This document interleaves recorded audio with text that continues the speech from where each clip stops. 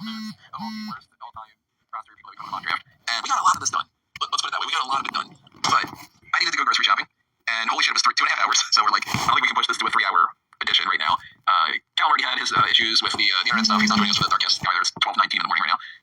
Of course, so yeah, maybe Callum would have had some extra ideas that maybe sped along the process, but I think more than likely probably would have just been like, can we just end this already? But we did think of a lot, and we didn't finish it. And then I kind of made an executive decision of let's just end it and finish this back off with the Darkest because we haven't done anything for the Darkest yet. And I think it might be kind of interesting because let's put it this way too. I still don't know exactly what everybody wants with the Darkest because I still don't have enough data for people saying what they like. Between, if you look in the past, we've done like the completely random things where we're like, hey, would you drink Kona Crush if it was a fucking soda? And then we've got things like the fan casting who could be Batman from the roster. And then we've got talking about action figures from wrestling. And then we've got more specific things like the mock drafts that we used to do. Money Bank was one of my favorite things. That was essentially a regular main event. And sometimes I think that the main event things are the way to go, where it's like, maybe people will be more interested in the Darkest if we give them the same type of content, but it's just like, hey, you want a bonus main event? Then we'll do like the latter half of the mock draft fantasy booking thing over on here, or we'll do a fan out stable. We've done a couple of the watch-alongs. And then other times I'm like, it doesn't seem like anybody's really signing up for it. I was thinking about this. I'm not saying you'll amass immediate results, but I noticed that you said the Darkest tier is $10. Mm-hmm. Have you ever considered making that the $5 tier? Yeah, given a lot of consideration. This one's going to be on the $5 tier. Yeah, I think that might help. Yeah, I never was able to think of another thing that would make sense for the $10 tier. So that's mostly the reason why. But because I always try to put it into context with other things. Like if Fightful Flex is only $5, and like you've seen all the shit that you have that. That's only $5. Yeah. I'll probably have to do that at the beginning of the year or something just to see. But even when I've said in the past, like, hey, the $5 tier is going to change or whatever, it doesn't seem like people are necessarily signing up for that. So if you're listening to this and you're on the $10 tier and all that, just think about how much more I appreciate that. So thank you for that. Especially if you're on like the Big Boys or something. Like, then goddamn man, you're awesome. But I have thought about some different things, and this is one idea that I've never really tried, which is, it's quite literally we'll finish the podcast on there. Yeah, that's really interesting. I can't remember ever doing a Darkest this soon. Or even just the idea, like we've done the back half of the mock draft. But that is kind of a separate thing, because you've already done the mock draft. Then it's just an LD pay-per-view card. So if this gets some more people that are involved, and people are like, man, I really, really wanted to hear the rest of the Time Machine Dream Team, I feel kind of scummy about it a little bit, to be honest, to be like, pay for the rest of it or something. But, who knows, maybe if you're already interested in that tier, then you get special things or something. I don't know, I'm trying to figure it out. Point being, we were going really long. It's very much a time of reflection. Yeah, at the end of the year, I will be sending out my feedback survey things pretty soon to be like, fill me in on some information. What do you want? What's different? What's better, what's worse, etc. So let me know what you think. But so, I've noticed, and only our diehards are going to hear this because it's the Patreon, but I've noticed that the mock drafts get so much more interaction. Mock drafts and the hot tags are particularly interesting, but the pay-per-views are the ones that get the clicks. So it's very deceptive because I can tell that the people that are already following like certain things, but then you got to try to draw more people, and nobody's clicking on the completely random top rope list of an obscure thing. They're clicking on things like the news type stuff and the pay-per-view predictions, and so I hate trying to play the algorithm game. But this is supposed to be trying to make me some money, and it is my job. So it's not really a job that gets you less than $100 a month. Yeah, that's the reality of it. Is building a brand like this isn't easy, especially in an era where everybody believes that they themselves are brands. Jeff Hardy brand. Though, you mentioned that, those guys were so fucking ahead of their time. they really were. Everybody made fun of Matt Hardy. You'll follow in his footsteps now, so it's joke's on you. He was a virgin one after all. He was. So, we're tinkering around. The other white meat. We're tinkering around, so, with the way that this is, let's get this, I'm doubling up, sorry. Forgot that I had my OBS as a thing in the center there. You can see on the screen now, or if you're listening to the audio only, you can't see on their screen. And it's not a matter of if you aren't opening your eyes. We did a few things here. I've cleaned up some of it. I've put every single thing on the side that we've already agreed on. Just we didn't figure out winners because we didn't get that fucking far. But what does everybody want? Head team against what do all these guys wear? Masks. It's currently the name that I gave them. We got things like the Geek Squad against the Smarty Pants. We got the IXT team against the Team Tough Enough. We got the Sirens and the announcers, etc., etc. So these we figured out. And we got a lot of ideas here for some of these other things, but we're still stuck on some of them. So it bugs me to no end. Maybe it's just triggering my OCD or something. But I'm like, we didn't fucking finish, So we're gonna try to figure out the end of this. And we're in the Darkest now, so we're gonna figure out. It's gonna be even fucking crazier. It is mostly sorted out on this end outside of just pairing people off. So I moved only a few names. I moved Sylvester Terkay over to the MMA boxing side because I was like, he did actually have the MMA gimmick, and I couldn't think of anywhere else to put him. So I was like, that could be a fifth. But mostly what I did here since the last episode was I just kind of cleaned things up a little bit and left it the way that it was. I don't think we're gonna get certain things changed. I think that the phony, fake people, there's probably nobody we can add into there. So I'm thinking of taking a few of the other ones and moving them over to where we look at the ones that might have a fifth or something, and kind of play around with that a little bit more. These are things that I need to. I should probably just even have that on this. He's a phony. Maybe it's something else. I don't know. I don't know who we would pair with. He's a phony, but he's a phony, a big fat phony. Hey, you know who lives here? A phony. I don't even want to move the superhero team over yet because I don't know about Tom McGee. You know what I mean? But I think the Truth Commission is probably going to end up saying the way that it is. I think the other right meat is pretty much we got to move that over because it's too good.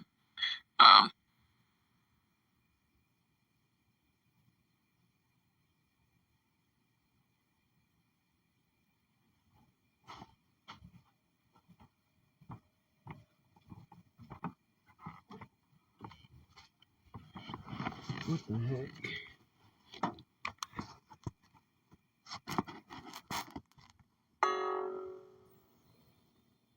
Good. The other white meat is definitely one of my favorites. That's the best. Between this and the mock draft card I did last week. Yeah, you've been a little bit on a roll. Like, clearly I have a brain. It's a shame we still don't have meat on that list, but yeah, I mean, we have meat elsewhere. We got dick and balls and... Yeah, I named a couple of these just temporarily. Some of them have fake names, but I temporarily have the Mean Girls, but I named this Blue and the Babyface. Jesus Christ. I currently named that just the stuff, because it's, Buff and the dicks and heartthrobs. But we can think something better than that. Obviously, like, Undead is not the name of the team. We'll sort that out. We were stuck on things like Holy Shit. We were stuck on the... I don't know why you just wouldn't accept the Book of Ezekiel. No, that's very easy. He never did a Book of Ezekiel thing, did he? It was who, was it? Was it? Let's see. Pro wrestling fan, Rick Lon Stevens, Big Rick. What was your finisher? It was the Book of Ezekiel. You know what? See? Okay, you got it. You see that, Tony? I didn't realize that was his finisher name. All right, well, he was in that list of I don't fucking know. And so we could go with Holy Shit. Potentially with TL Hopper, but I do really like the idea of TL Hopper still being in the job squad. So we might say the See You Later Alligator couldn't figure out the finish of that. Go Country Boys and all. So this is overall what we're working with, this section now. I guess I should probably just get rid of these, make this a little bit easier. Let's delete that column. Darkcast, I'm not editing that out. Sorry, everybody. Yeah, so I think what we kind of need to do is we sort of need to figure out, more than anything, are we going with Ludwig Borga and Vladimir Kozlov involved in foreign fanatics type things, like Kozlov with the Bolsheviks and something? We don't have another Russian or anything along those lines, right? Because Borga's not Russian. What is Borga? He's from Finland. Finland. Or he was from Finland. And Brackus is like German, I think. Yep. So From Albright. Brackus. So there's no other like Russian type guy. I guess we kind of can't do Kozlov and the Bolsheviks and another Russian because we don't have another Russian. So yeah, I guess General Adnan's not. Commander Aziz isn't. Yeah. Okay. So I guess Kozlov is kind of still in that MMA boxing thing. With Ludwig Borga. Is it Ludwig or Ludwig? It's Ludwig on this list. I think it's Ludwig, right? Yeah. Ludwig, yes, Ludwig. So then we take them out. We got the Bolsheviks and we got the Legionnaires. I mean, that's a team of 4 for Foreign Fanatics. Yeah, and I think it's a lot of fun. And if need be, we can add another one in here, like a fucking Akibono or something. Dude, this is the Japanese squad. We got Akibono, got Sakamoto. Tensai could always fit in there as well. Tensai could. We can take him out of the dancing thing because we have too many on this side. Tensai, Sakamoto, Akibono, Kenzo Suzuki. Yeah, he does. He is Japanese. So, Japanese. Just Japanese. Japanese team. There you go. That sounds a little bit less problematic. Or, easy peasy. No, just kidding. Let's see. This side guys thing probably get messed around with too. Obviously, because there's only 3. That does take somebody off of that, so that's good. That's a team of 4. Okay. Let's just say I'm going to move Foreign Fanatics over here. I'm going to move that over here. Holy shit. So dumb. This is 1, 2, 3, 4, 5, 6 people on this one. Tiger Ali Singh or Muhammad Hassan, who's like or actually, no, probably, we can just remove those 2 and just have this team of 4. And just, We're doing Indoshare. Indoshare type thing, yeah. We can think of something else for Muhammad Hassan and Tiger Ali Singh, maybe.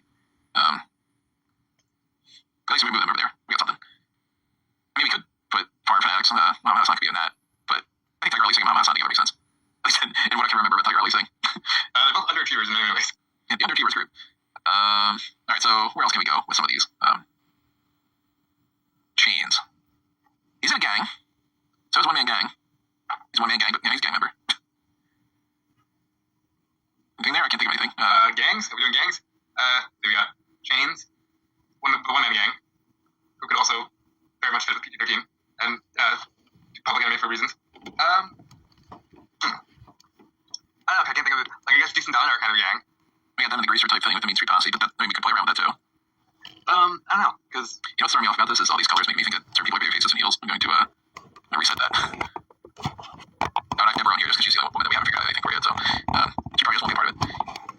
I can't think of anything for Ho Ho Loon. I can't think of anything for... He could have been the Ho and Holy Shit, man. That's, just... I try here. Yeah, we still might end up putting him in there.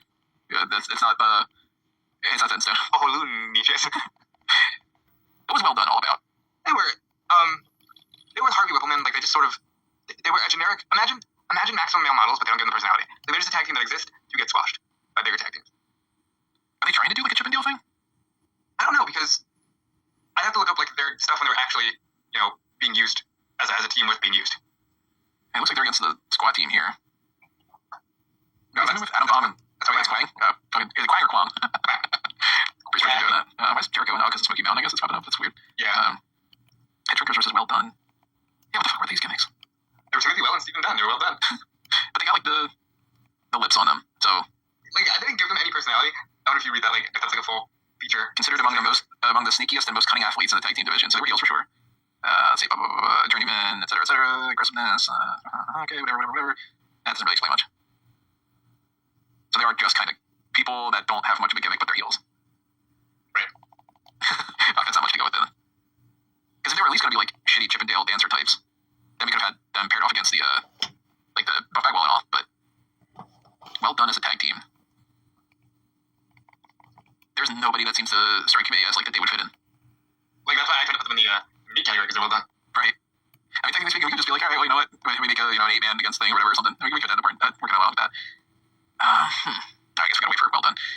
Brooklyn Brawler. Yeah, you usually have to. It takes a little longer. Brooklyn Brawler. Tugboat. You know who he's the Brooklyn Brawler with? He's the fifth guy with the fucking posse and decent time. I can see that. At the very least, yeah. He's the grizzled old fighter.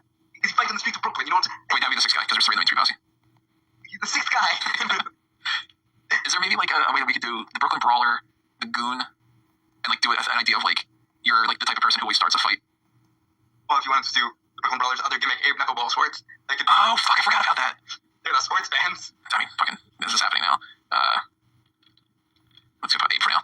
Because I mean, if Abe Knuckleball Schwartz, yeah, I forgot about that. Why is that not on that list? Yeah, Brooklyn Brawler, Abe Knuckleball Schwartz, and the Goon definitely need to be together. And we don't have any other sports-based things that I can think of, right? Because we have the gym people. We have the Pug.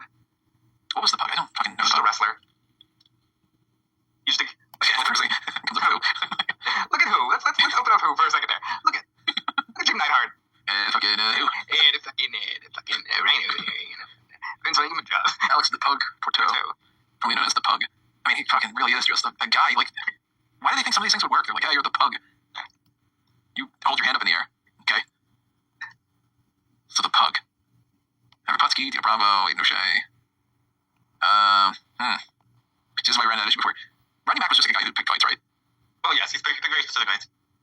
How so? I was watching with him. He faced White Boys. He's, would it make sense to put him with Akeem / the one-man gang? Yes, and that team has to break up into a and maybe... Like, it needs to be him, surrounded by, like, PG-13, Akeem the African Dream, and Slam Master J. Would, like, would Arrested Cat Miller work with that or something? Work opposite that, maybe. As, like a... Yeah, like a polar opposite or... Because Arrested Cat Miller was another guy that he came in when I was not watching, so I only really know of the Royal Rumble thing, that's about it. Yeah, that's kind of all he did. Did somebody call him Mama? You know, I guess if that's the case, then he just danced or whatever. Why don't we have him in that music dance? We gotta have him with Brutus, don't we? I'd be like the opposite side of the Brutus thing. No, it's the same as somebody call him Mama. Yeah, but I mean, they could be shooting over the theme. Like Xavier Woods did. Remember that? I try to forget. Like, during a time frame, Brutus Kelly loses his theme song to Xavier Woods. Man, Woods really had, like, a lot working against him. I'm so glad that worked out for him. Still not fucking win the Intercontinental title, at least. Yeah, they need to try that. I have thought about maybe moving some of these other people around. Some of them have to stay there. Like, we gotta pretty much have Kevin Federline as a heel and Disco Inferno as a heel and so on. And Midnight Mission and Brutus Clay makes perfect sense together. So, Insane Clown Posse maybe we can move around to another spot.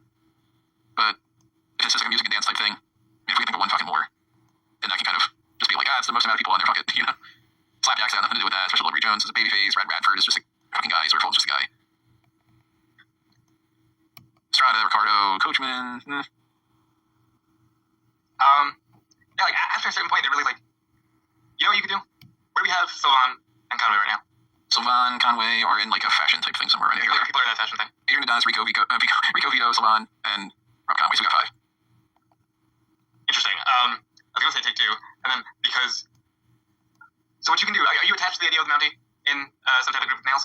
I do like that Law and Order thing, but if we could figure out another thing. Well, there's the French-Canadian connection of Sylvan, Bravo, Jacques Rougeau, the Mountie, and, you know, Rob Conway, who was a sympathizer. Would there anybody else go in Law and Order? Well, I mean, I had said earlier, Adnan and Aziz. It could be Chains. He's in a biker gang. He's a biker gang, I like it. So it could be David Otunga, Nathan Jones, Chains, and Nails. And then you got, who was it's kind of like a La Resistance of sorts, where you got Bravo, Mountie, Sylvan, and Conway. Rob Conway, Sylvan, Mountie, and who's the other one? Rico? Bravo. Bravo. Yeah. You know, I'm fine with that.